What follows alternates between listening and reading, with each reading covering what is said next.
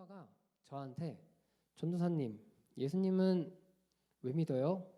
예수님을 믿으면 우리한테 유익이 뭐예요? 라고 물으면 대부분은 이렇게 대답할 거예요. 우리는 예수님 믿고 구원받아서 천국에 가야지 라고 얘기를 하면 10대인 여러분들한테는 전혀 이게 공감이 되지 않는 얘기죠. 내가 언제 죽을 줄 알고 내가 죽기까지는 앞으로도 한 7, 80년 남았는데 그게 나랑 대체 무슨 상관입니까? 차라리 지금 내가 예수님을 믿으면 나한테 무슨 유익이 있나요? 무슨 이득이 있나요? 이렇게 물을 때 이렇게 얘기를 하면은 안 되지만 우리는 보통 예수님을 믿는 것 자체가 행복이라고 얘기하지만 혹여나 나는 예수님을 믿을 때 무슨 유익이 있고 싶다라고 말을 한다면 이렇게 얘기를 할 수 있을 것 같아요. 마음이 평안해져요. 마음이 평안해지는 게 삶에서 엄청 중요한 일인데 우리는 그거를 사실 별로 중요하게 생각하지 않아요. 근데 마음이 평안하지 않은 사람들한테는 정말 안 좋은 일들이 많이 벌어지는데 전사님 저희는 그거랑 상관없어요 라고 얘기할 수 있겠지만 제가 여러 가지 예시를 여러분들에게 들려줄 테니까 그 얘기를 듣고 나서 마음이 평안하지 않은 사람들한테는 어떤 일이 벌어지는구나를 알고서 마음이 평안해지는 그런 한 주가 되기를 정말 간절히 바랍니다. 세상 사람들 모두 평안함이 중요하다는 것을 다 알고 있어요. 나는 진짜 마음이 고요하고 평안하고 그렇게 살고 싶다 다 알고 있는데 이 마음을 대부분 싫어해요. 왜냐하면 예수님을 믿고 교회를 몇 번 다녀본 사람들은 이런 얘기를 많이 해요. 전도사님 저는 예수님 믿을 자격이 별로 없는 사람인 것 같아요 라고 얘기를 해요. 왜냐하면 설교 때 듣는 사람들이랑 내 삶이랑 조금 다르거든. 그리고 나는 노력해서 그렇게 살 수 있다라는 자신감이 별로 생기질 않거든요. 그래서 우리는 차라리 그냥 내가 적당히 살다가 적당히 갈래요 라고 생각하는 사람들도 있고요. 또 예수님을 믿는다고 하는데 초등학교 저학년 때까지는 우리는 분명히 확신하고 있어요. 여러분들 거의 대부분이 여기 초등학교 저학년 때부터 교회를 다녔으니까 초등학교 저학년 때는 산타 할아버지가 있는 것도 믿었잖아요. 그리고 예수님이 계시고 예수님이 나의 구원자라는 것도 믿었어요. 근데 이제 조금씩 학교에서 배워지는 게 많고 지식이 쌓이고 뭔가 지성이라는 게 생기니까 예수님이 왜 믿어야 되는지 이해가 잘 안 되는 시기가 됐어요. 근데 이거는 생각이 잘하고 생각이 잘하고 지성이 잘하고 그런 거랑은 별로 상관이 없어요. 예수님을 믿는 거는. 뭐랑 상관이 있냐면 내가 하고 싶은 대로 못하게 해요. 교회에서 자꾸. 나는 그냥 내 마음대로 이렇게 살고 싶은데 교회에서 그렇게 살지 말래. 그래서 이거 나랑 안 맞는 것 같아. 이러면서 교회랑 멀어지려고 하는 그냥 본성이에요. 이런 걸 뭐라고 하냐면 교회 다니는 사람은 평안함을 추구하라 하는데 그 평안하려면 절제라는 걸 해야 돼요. 우리가 술도 마시는 거를 말아야 되고 담배 피지도 말아야 되고 뭐 예를 들면은 수많은 일들이 있겠죠. 우리가 절제해야 되는 진짜 수많은 종류들이 있는데 그걸 하라고 하니까 그냥 나는 충동적으로 살고 싶은데 이걸 못하게 하니까 그래요. 제가 왜 이렇게 얘기를 하냐면 오늘 우리는 대부분 사람들이 예수님을 믿는 마음이 그냥 우리 대부분의 사람들한테 보편적으로 통용되는 양심이라는 걸 아는데 못해요. 그리고 그걸 싫어해요. 오늘 하나님을 믿는 사람들이 예수님한테 나와서 어처구니 없는 질문을 하는데 그 얘기가 2절부터 5절까지 우리 같이 읽어볼 거예요. 자, 읽도록 하겠습니다. 시작. 바리새인들이 예수께 나와 그를 시험하여 묻되 사람이 아내를 버리는 것이 옳으니까 대답하여 이르시되 모세가 어떻게 너희에게 명하였느냐 이르되 모세는 이혼 증서를 써주어 버리기를 허락하였나이다. 예수께서 그들에게 이르시되 너희 마음이 완악함으로 말미암아 이 명령을 기록하였거니와. 저는 오늘 결혼에 대해서 여러분들이랑 얘기를 하려고 그러는 건 아니에요. 여러분들 각자가 결혼 나중에 할까 말까 이런 생각을 갖고 있겠지만 결혼과 이혼에 대해서 중점적으로 얘기를 하려는 건 아니고 이런 얘기를 왜 했느냐라는 거예요. 사실 우리는 다 알고 있어요. 한 남자가 한 여자랑 결혼하고 한 여자는 한 남자랑 결혼해서 알콩달콩하게 살아야 된다라는 걸 알고 있는데, 만약에 어떤 사람이 저한테 이런 질문을 했다고 칩시다. 전도사님, 저는 지금 제 와이프랑 사는 게 너무 안 맞고 너무 힘들어요. 진짜 이 여자랑 도저히 살 수 없을 것 같아요. 그럼 이혼해도 돼요? 라고 묻는 질문 자체가 악한 마음을 갖고 있기 때문이다라고 예수님은 말을 해요. 바리새인들이 똑같이 질문을 가지고 나왔어요. 예수님, 사람이 아내랑 이혼해도 돼요? 라고 그냥 단도직입적으로 물었어요. 그래서 예수님이 이 사람들이 이미 마음에 나는 이혼할 건데? 라는 마음을 가지고 있고 나서 물어보는 걸 아니까 예수님이 오히려 되물었어요. 야, 그럼 너네가 좋아하는 성경에는 뭐라고 써있냐? 라고 했더니 이 사람들이 성경 전체를 얘기하지 않았어요. 뭐라고 얘기했냐면 성경에 뭐라고 써있냐? 라고 얘기했더니 성경에는 이혼 증서를 써줘서 이혼해라 라고 써있습니다 라고 했는데, 사실 성경에 이렇게 안 써있고 성경에 써있는 거를 반을 자른 거예요. 이 사람들이. 성경에 원래 써있는 내용은 여자가 남자에게 수치를 줄 만한 일을 했을 경우에만 이혼을 해라 라고 써 있어요. 근데 이것도 악한 마음이다 라고 얘기를 해요. 어떤 마음에서 나온 거냐면, 성경에서 처음에 하나님이 사람 2명을 지으셨어요. 그 사람의 이름은 아담이랑 하와예요. 이 둘이 결혼해서 서로 잘 살고 있었는데 시대가 흐르고 흘러서 조금 더 발전하는 시대가 됐겠죠. 시대가 변했으니까 사람들 생각도 바뀌었어요.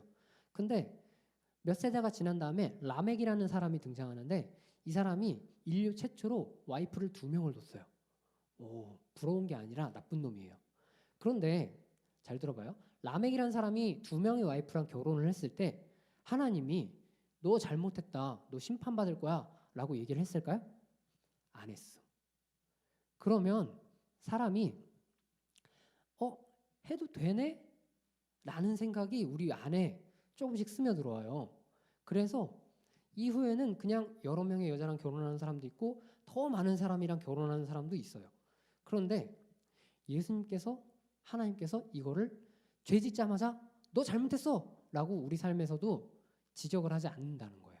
그러면 사람들이 점점 그냥 자기가 마음에 드는 대로 자기의 충동대로 그렇게 살아가요.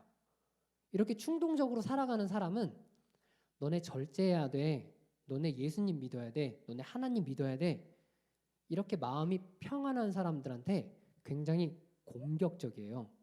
충동적인 사람들은 진짜 공격적인데, 이 사람들이 공격적으로 예수님한테 질문을 하는 이유가 뭔지 알아요? 왜 하필 나야? 요 마음 때문이에요. 만약에 예를 들어볼게요. 제가 고등학생 오은성이 학교 근처 편의점에서 얼음컵을 사가지고 거기에 음료수를 따라서 맛있게 먹고 가고 있었어요. 학교를 들어가는 중에 맞다, 학교 안에 이거 갖고 들어가면 안 되니까 학교 옆 화단에다가 던졌어요. 진짜 나쁜 놈이죠. 근데 하필 그때 학생 주임 선생님이 점심을 먹고 돌아오시는 길이었어요. 그래서 선생님이 나를 딱 본 거야. 그리고 저는 당연히 교무실로 끌려가서 아주 심하게 혼난 다음에 벌점까지 맞았어요. 진짜 너무 최악의 하루였는데, 그러면 이 잘못을 저지른 오은성은 어떻게 생각할까요? 나 진짜 잘못했구나. 나 다시는 이러지 말아야지가 1번이고, 와 진짜 오늘 진짜 재수없다. 왜 하필 나지?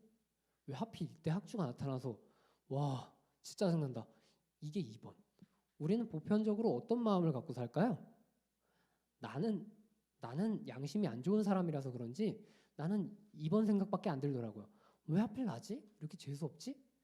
사람들이 충동적으로 그냥 살아가다가 예수님이 너네 그렇게 살면 안 돼 라고 얘기하니까 충동적으로 사는 사람들, 내 마음대로 사는 사람들은 당연히 공격적으로 바뀌어요. 그래서 예수님한테 물어보는 거예요.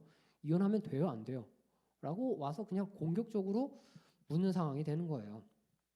이게 예수님께 질문하는 사람들도 똑같고 지금 우리도 똑같아요.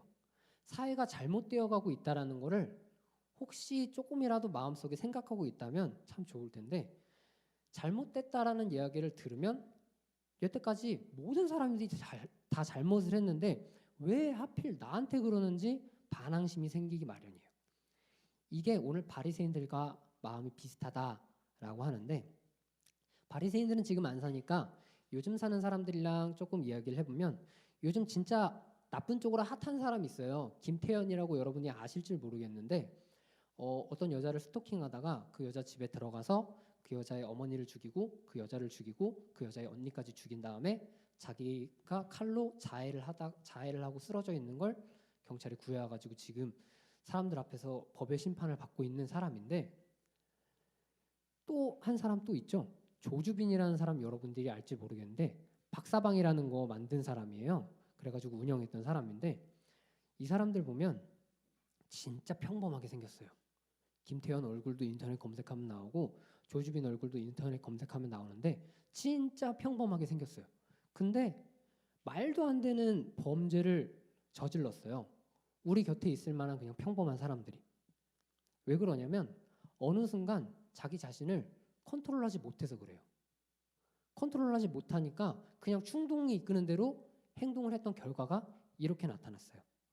근데 그 사람들은 그렇게 안 좋은 결과가 나왔으니까 우리랑은 별로 상관없겠죠. 우리 주변에 있는 사람의 이야기를 한번 해보면 어떤 정말 착한 아빠가 있어요.